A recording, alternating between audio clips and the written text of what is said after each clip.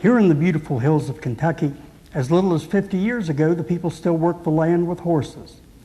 For 6 days a week, 10 to 12 hours a day, they toil to provide the bare necessities of life. But come Sunday, most folks reckon that the day belonged to God, family, and music. Now, cars being scarce, as a politician in heaven, the boys would harness up old Jake, load the wife, kids, and fiddle into a farm wagon, and head to the neighbors for some cold chicken and hot fiddling friends. That way of life is just about gone, and because this music was handed down and not written down, it is fast disappearing as the old-time players and their music fade from memory. There are countless old-time fiddlers from this area worthy of being remembered, but we've selected 4 of the best. The late, great Buddy Thomas, the always humorous Uncle Joe Stanford, the kind-hearted Charlie Kinney, and the old horn piper himself, George Lee Hawkins, all of which have gone on to a better life. As has always been the custom, these fine old-time fiddlers handed down their tunes to their friends. We are fortunate to have 4 of their protégés here with us today. They are, on upright bass, Howard Kegley. On guitar, Mike Hall. Also on guitar, myself, I'm Uncle Wally, and former state fiddle champion, Roger Wilford Cooper. We are happy to report that these fellows and myself have not gone on to a better life, but are still with us and working hard to keep this music alive. Let's turn the crew loose on one we learned from Buddy Thomas, a tune called 9 Mile Out of Louisville. Put a little kindling on the fire, boys, and heat one up for our viewing audience.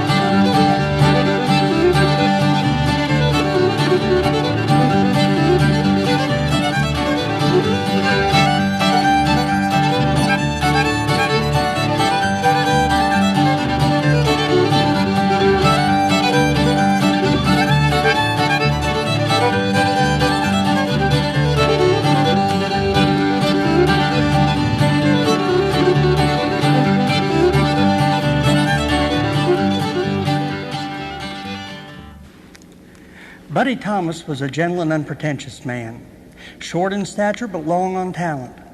When he was a boy, his brother brought home a homemade fiddle, telling Buddy, and I quote, "I'll give you what for if I catch you with my fiddle." His family went on to church, and upon their return, found Buddy actually playing a tune. Buddy is seen here with Leona and Perry Riley. His father, seeing his potential, insisted that he be allowed to play that fiddle, and in so doing gave the world one of the greatest old-time fiddlers ever to grace a stage. Buddy was once told that fiddling was the devil's work, and he quickly replied, "The devil has his work cut out for himself if he's going to be a fiddler." But Buddy was no stranger to hard work, having grown up in extreme poverty on a small hill farm near Emerson, Kentucky. Before long, he was taken under the wing of many of the old masters, like Morris Allen and Uncle Joe Stanford. Although he was among the most knowledgeable of old-time fiddlers, keeping literally hundreds of tunes in his head, his interest in music did not stop there. For many years, he played in so-called hillbilly bands and was in great demand around southern Ohio and northeastern Kentucky by all of the bluegrass players. As much as he enjoyed performing on a stage, he was probably the happiest when he and a few of his picking buddies would spend 3 or 4 days at a time under the rock cliffs near his home, with a jug of moonshine, a roaring fire, and old-time music echoing across the hills. Buddy died of a heart attack in 1974 at the age of 39. He had lain down for a nap, as he often did during a strenuous square dance, in South Shore, Kentucky, and never got up again. Rest in peace, Buddy. We still remember. Here's one of Buddy's favorites from his album on Rounder Records. It's one called Big Indian Hornpipe.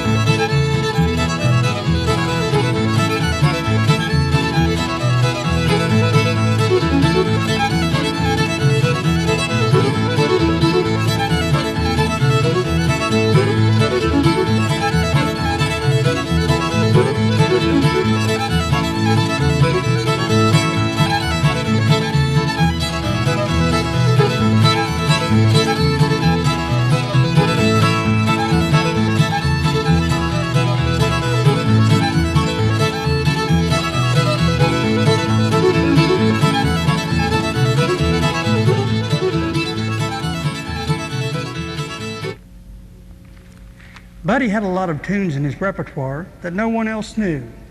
Here's one called Snake Winder.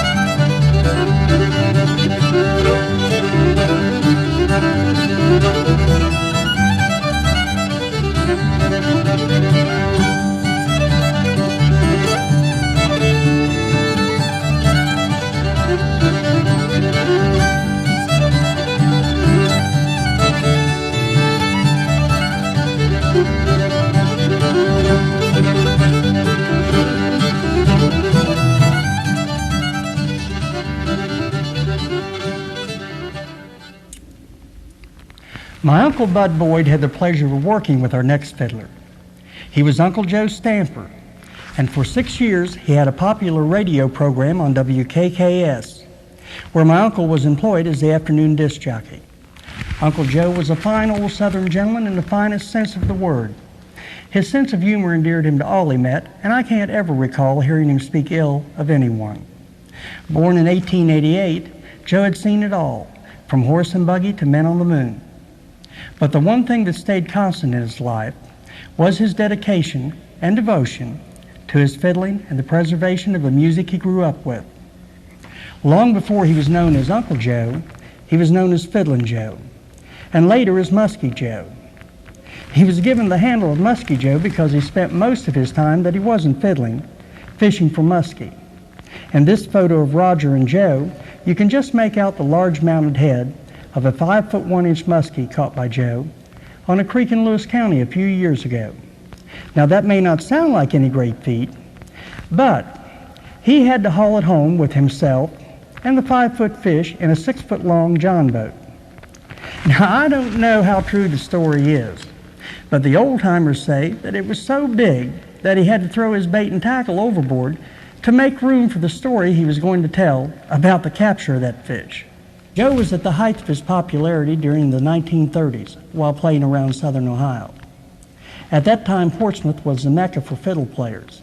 On any given day, local fiddlers could be seen on the street corners playing with world champions like Clark Kessinger and Clayton McMitchin. There was no work anywhere in the country during the 30s, so fiddlers like Joe earned what they could playing for square dances, pie suppers, fiddle contests, or just on the street corners. Those who could pay did so, and the rest listened for free. On a rare day in front of a large crowd, they once filled a lard can full of coin. But more often than not, $2 or $3 was considered a good day's work. Now Joe played right up into the end, and at the ripe old age of 91, played a fiddle contest with Roger in Fiddler's Grove, North Carolina. He received a blue ribbon for the oldest fiddler there. I always felt that he was prouder of it than any other. Now, of all the tunes I heard him play, I guess the one I liked best was a tune that he called Short's Edition. The tune got its name from the south side of Vanceburg, where my uncle's grandfather had a store and all the local fiddlers gathered. So, here's that tune as played by Mountain Memories.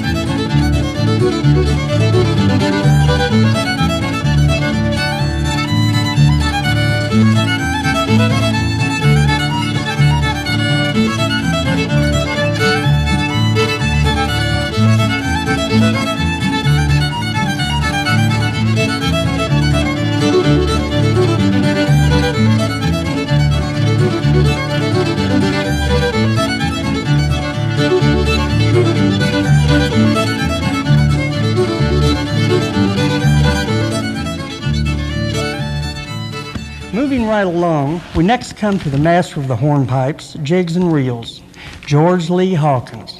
And what a character he was. Born in 1904 on East Fork in Bath County, this little man with his brown felt hat and old black fiddle tucked under his chin became a legend in his own time. At the age of 7, he bought his first real fiddle and embarked on an 80-year career that touched thousands of hearts all over the country.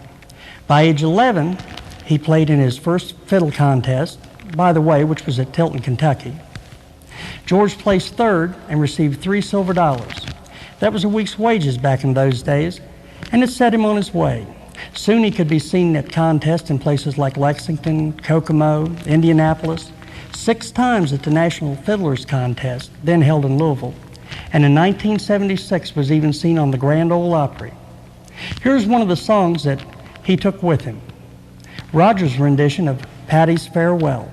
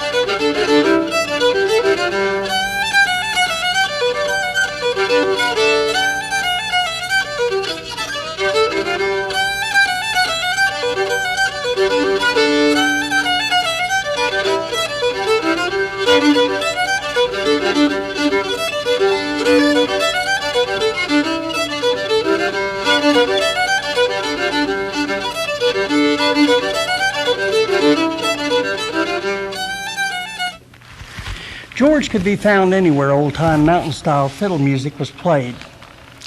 So it's no great surprise that in 1949, while looking for a way to bring his music to more people, he developed a radio broadcast from Stanton, Kentucky, that was put on the air over WKLY in Lexington. George divided his life between farming and fiddling and played every chance he had. Often he could be seen under a shade tree or just sitting on a big rock fiddling while he took a break from his chores. In 1991, within 6 months, we lost 3 great old-time players. We lost George Lee Hawkins and also Noah and Charlie Kinney. But with their kind hearts and their giving ways, I'm sure all of them are busy playing for the Angels. George Lee loved this next tune. We give you Greek's Melody.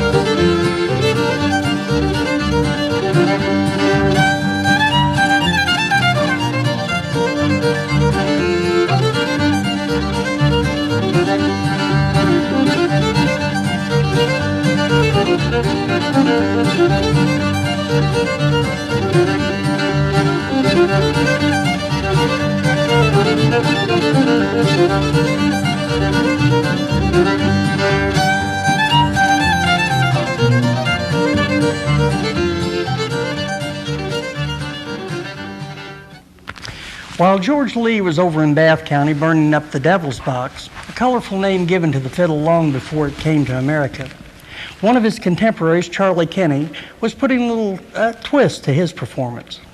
Charlie, born in 1906, had long wanted people to dance to his fiddle on the cold winter nights, spent mostly alone in his sawmill shanty at the head of Toller Holler in Lewis County. Having a lot of time on his hands, as there was no TV or radio, he whiled away the hours one winter, making puppets that danced. Now, they were fashioned of wood, stuffed rags, and corn silk for hair. These gaudily dressed caricatures of mountain people were loosely pinned at the elbow and knee joints, allowing their arms and legs to swing freely. He then tied a string on both ends of a tobacco stick. One string was tied to the puppets, and the other string was tied to a foot pedal that rocked. When the tobacco stick was placed on a 4-foot tripod, like a teeter-totter, the show was about to commence. Charlie's bright blue eyes would peer out mischievously from beneath his old hat adorned with a guinea feather, rakishly placed in the hat band. Sawing on his fiddle and tapping his foot, bringing, as he called them, his people to life. Charlie and his brother Noah, who played guitar, drew large crowds from all over the world. Every Sunday, the musicians from the area would gather in their tobacco barn for a jam session, sometimes numbering as many as 30 or 40 players. Along with the main course of music, the crowd often got a side order of Charlie's humor. In his later years, he sometimes couldn't tell you what happened yesterday, but he could relate a story he heard 50 years ago flawlessly. Every fiddler has at least one tune that they are known for, and the sassy bow Charlie put on the tune Bell Cow was uniquely Charlie. We learned the song from him before his death in 1991. So once again, mountain memories, dotting every I and crossing every T, just like Charlie would have wanted it.